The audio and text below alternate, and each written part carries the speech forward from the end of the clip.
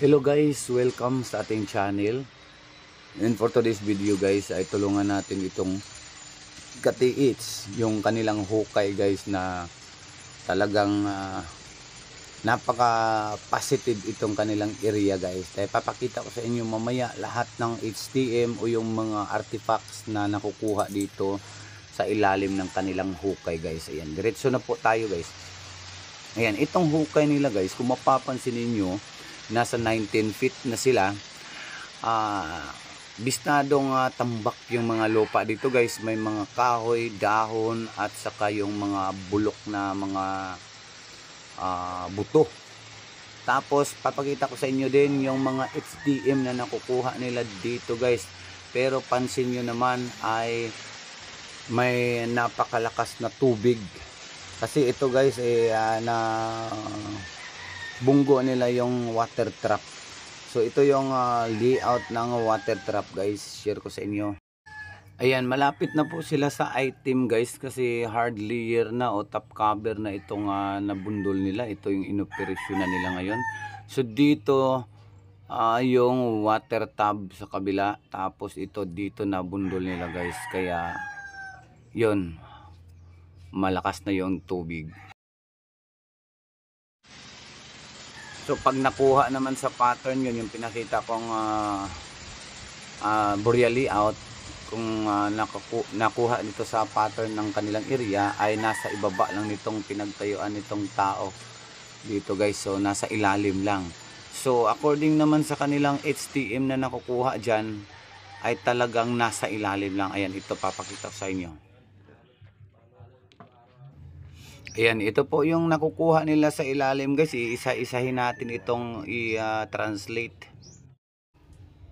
Ayan, ang ibig sabihin po dyan ay underwater 5 yards ahead. Ayan po. So makikita po natin dito sa libro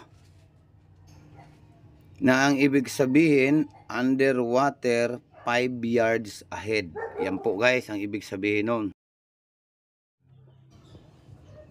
Tapos ito pa.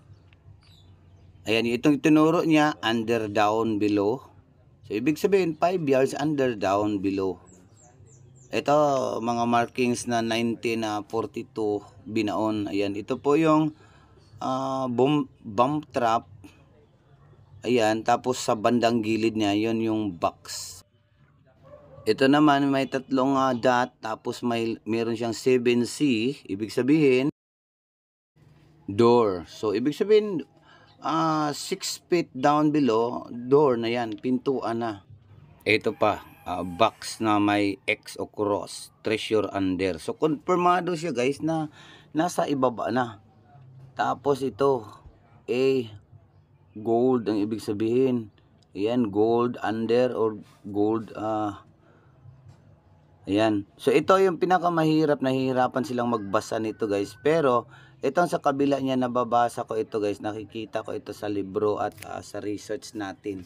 So ayan, ito po. Ayan, ito po yung plastada niya. Ayan, mali po yan. Ayan, so ang ibig sabihin nito guys ay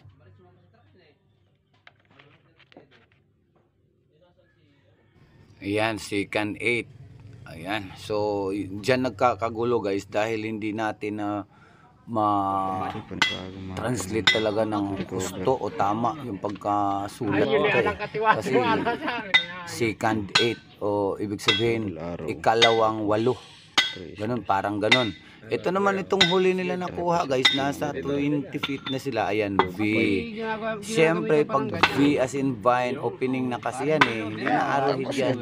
Opening, shortcut to treasure o shortcut to tunnel. Ayan, nakuha na nila itong isang booby trap. Ayan po, isang bomba na nasa ilalim.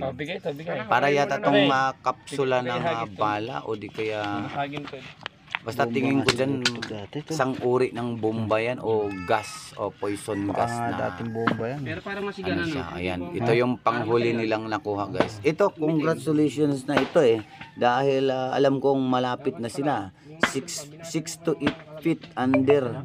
Ito pag hukayin pa nila. Ayan meron tatlong guhit, so 3 yards na lang yata o 3 yarda na lang yung talagang nandyan na. Pero yung nga, with danger, may bomba kasi yan eh.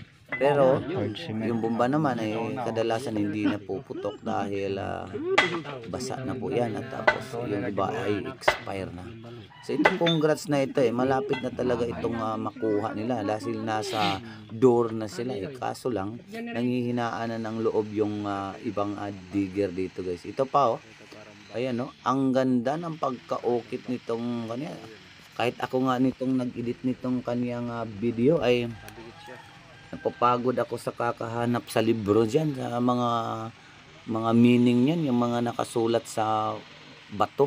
Pero talaga kung tutuusin, treasure down below, tapos confirm na 7C, opening o door, nasa door na talaga sila. Tapos ito pa, isang confirmation na talagang nandyan na sila. Yun na lang guys, ang tip ko sa inyo mga katiits na naghukay dyan.